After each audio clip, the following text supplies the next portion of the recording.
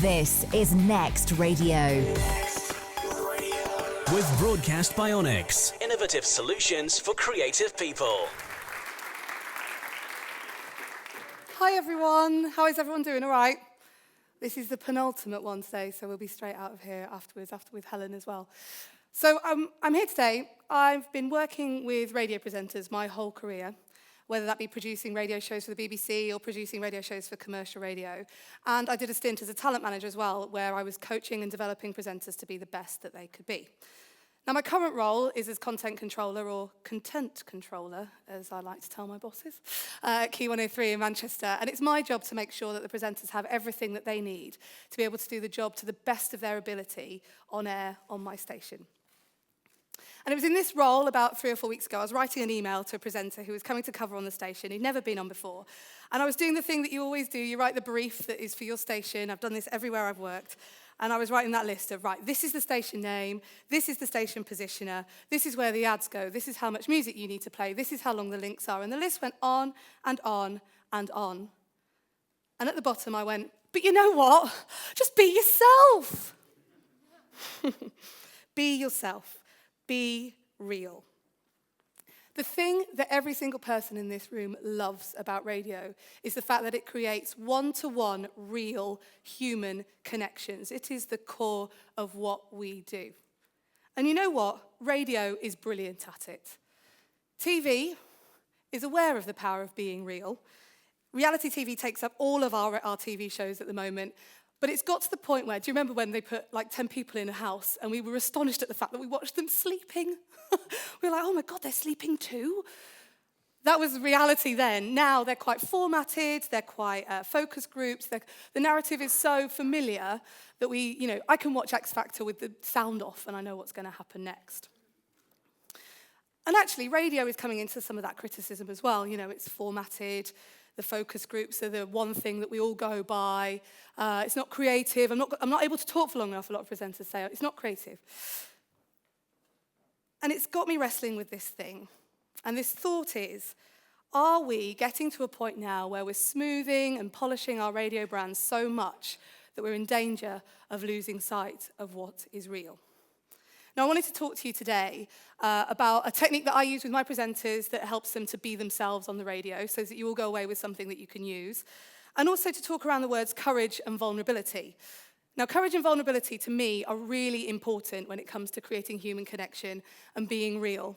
And this was never truer for me than when I thought I'd produce my last ever radio show. When I went to Six Music, I was incredibly nervous about the fact that I maybe didn't know as much about music as everybody else did in the room. I was really, really anxious about it. And on this particular weekend, we'd just gone up to Oxford Road for the summer. I was producing Weekend Breakfast. It was the first time that I'd been in the room at Six Music where there was no other staff in the offices. I was quite anxious. And it was the same weekend that those Norwegian terrorist attacks happened a few years ago. So there was the bomb in Oslo, and then there was a chap, a gunman, went into a summer camp and shot all those teenagers. And it was absolutely horrific. I'm going to have to move my mic because it's slipping down my back. It was absolutely horrific. The news bulletin at 7:30, which was our first news bulletin, all it had in it was this story. These teenagers had been shot, and it was absolutely awful. And the song that came out of the news, on my watch, was by this man. It was Jimi Hendrix, Hey Joe. Now this is where I spot if there are any musos in the room. There's one. I heard a... For those of you that don't know, the first line of Jimi Hendrix's Hey Joe is, Hey Joe, where are you going with that gun in your hand? Oh my days. It was the most mortifying experience of my life. All I could think was, I'm going to be on Radio Fail in about 2 weeks' time. This is going to be awful. This is the worst thing that could possibly have happened. And the worst thing is that the iPlayer means that it's on there for 7 more days. I can't escape this. I was like, get it off. And the presenter in the other room was going, it's if we take it off, then it looks like we've made a mistake. I'm like, you think? We pulled it out in the guitar solo, which got us 6 complaints. 3 said, I can't believe how insensitive BBC Six Music has been for playing that out of that news story. And 3 that said, oh man, I was in the middle of air guitar in the kitchen. The point was, I had a choice. I'd made this huge error on the radio. I felt absolutely awful about it. I had a choice. Do I tell the truth? Do I be vulnerable? Do I have courage, or do I blame someone else, or do I pretend it never happened? Well, I chose to have courage, I chose to be vulnerable, and I chose to tell the truth. And the result was amazing. Up until that point, I didn't really know anyone at Six Music. As soon as I started sharing my mistake or my vulnerability, and I was like, oh God, I did this thing, the number of people who came back with me with their mistakes too. It was a real, true human connection. I found out about the person who'd said that Dave Grohl was dead when he wasn't. And I found about someone who played a song that was so awful that it was so inappropriate, it ended up in the sun. One of those people texted me this morning. That's how deep the connection I created was. And it is the key to being real. The key to creating that connection is courage and vulnerability. And these are words that I think, we talk about being real, we talk about being authentic. These are the key to it, these words. If you look at the word courage, when you break it down, what it actually means is to tell the truth about who you are with your whole heart. Now, I don't work for Global, and I'm in a very competitive market, but I had to keep the word heart on there. It seemed better than blood pump. And vulnerability is about uncertainty, risk, and emotional exposure. You put these two words together, and I think you get this: authenticity. The meaning of an authentic person, somebody who is willing to let go of who they thought they should be in order to be who they are. And this is something that I know everybody knows that they hear on the radio. They hear presenters who are doing the things that they think that they should be rather than being the person that they are. Even within the realities of the format, every single presenter can be who they are.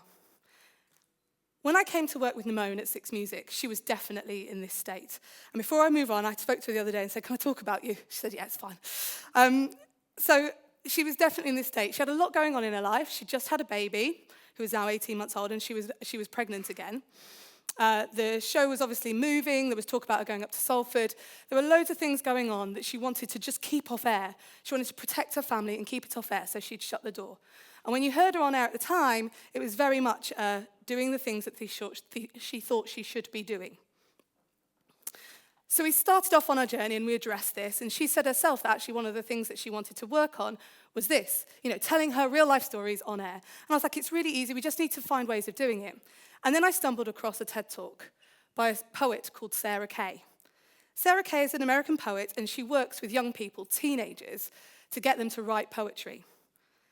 Now, I don't know about you, but when I was a teenager, probably the most expressive I got was, yeah, whatever. You just don't understand me. And that was probably about the size of it, so it's a tough crowd. And what she used is a list. We all love lists, right? The list of the 10 things you know to be true. And I went, boom, that's it. That's what we're going to do. So I went to see Nimone that week, and I said, right, can you do me a list of the 10 things you know to be true about yourself? Steal and build, people. Steal and build. Tweak it a little bit. Make it your own. So she said, why? What do you want me to write? I said, I don't really know. I've not done it before. Just go away, do it, and see what happens, see what comes back. So she went away, and she did it. And this was the kind of sort of thing that came back on it. A list. 10 things you need to be true about yourself. I know it's only 5. I'm only going to talk about some of them. I was like, what? There's a saxophone under your bed. You never told me this. What's going on? And she said, yeah, Ella found it the other day. And, I used to play in a band with the guys from Groove Armada. I was like, oh, right, okay, here we go. That's the stuff. That's what we want. So we developed a story arc out of it, and that's what we did. It gave me things to latch onto. They were unique, they were real, they were things she was prepared to talk about, and they were her vulnerabilities as well. So the saxophone became, has anyone got a dusty instrument under their bed texter that rolled into a story that ended up with her playing her saxophone again on air. She was sweating when she did it. She was freaked out by doing it. And with another artist that we brought in who challenged her to do it. It was the bit that they chose of her to put into the 10 years of Six Music, the best of show. It gave people something to latch onto about her, something that they could see into her world.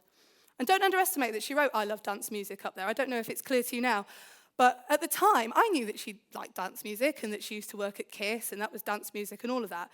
But there were people in the building who didn't know. They had no idea that she had a thing for dance music and that she used to DJ and all of those things. So we started to build that into our repertoire. We did a feature called Vinyl Battleships where I labelled up her actual vinyl collection at home, and I got the listeners to sort of, you know, the Billy bookcase, everyone's got their vinyl collection in a Billy bookcase, right? It's all those squares, yeah? I labelled them up A, B, C, and 1, 2, 3, 4 down the side, and the listeners chose a square, and I told her to record herself in the kitchen, pulling out the records, and you could hear the noise of the records, and everyone loves that, don't they? And telling the stories of where she'd played them, and what she'd done, and where she'd got it, and it just reconnected her. And in truth, she completely lit up. Now, she didn't come up to Salford, so she gave up on the weekend breakfast show. But what she did get was a dance music show that now she does every single week, and it's absolutely brilliant. And I spoke to her the other day, as I said, to say, listen, I'm going to talk about you. Is that all right? It's going to be on the internet and everything. She said, it's absolutely fine. I really loved the experience, she said as well. And you know what? I'd stopped DJing at the time. I'd stopped going out. I'd stopped playing out live. And now I play all the time. She is connected with the person that she is, with her passions, and she's now putting them on the radio and going out and doing it in life as well. Now, this list might seem really simple to you. You might go, oh, right, okay, yeah, just a list, isn't it? But actually, as a producer, it's really, really helpful. From the person who came to me and said, I'm tight, that now does money-saving expert features, all the way through to, I had this week where one of my presenters revealed that they were massively into home improvement. I was like, oh, for crying out loud, I could have really do with knowing that when we had a building merchants come to us the other week and want to do some S&P with us. Those things that you'll get are always going to be unique. If I asked you to do it today, even if I asked you to do it again in 3 weeks' time, the answers would be slightly different. But it's about getting under that layer. Some presenters bring you 6 things. They go, yeah, that's enough. That's all you're having. You're all you're getting of me. Some presenters bring 10. The first 3 things you know to be true yourself and are completely obvious, like, so I'm not actually 33, I'm 37. You're like, yeah, come on, we knew that. Some people, like me, when I do this, I go, love me, love me, love me. Here's 20 things I know to be true about myself. And my record, my favourite one, my record is 38 things I know to be true about myself.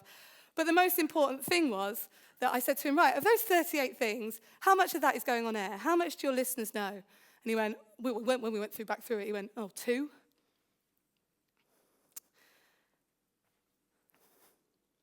So, personal connection is the key. Being personal, is the key to creating connection. And I had a presenter do this to me once, this comedian. He said, it's true in comedy too, Kate. He bounded out of the studio and he went, right, you won't believe the show we've just had. It's been amazing. It's true. The more personal you get, you find this in stand-up as well, the more people react, the more they connect. And I was like, finally, he's got it. And then he said, so tomorrow I'm going to do a texter about the shape of my pubes. No, don't do that.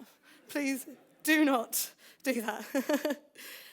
But yeah, I think the biggest challenge I find now, and I'm sure that there are other programmers in the room as well, that with the way that the radio industry is going, you know, we are networking and we are doing more and more and more, there are less places for us to develop talent.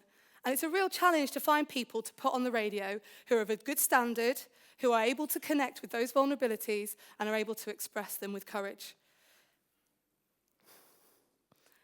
The opportunities that we have as programmers and producers is to develop those things out of people. And that list is just a way to get people to talk, a way to get people to reveal themselves to you so that you can then actually encourage, support, and let them go and do the things that they do best.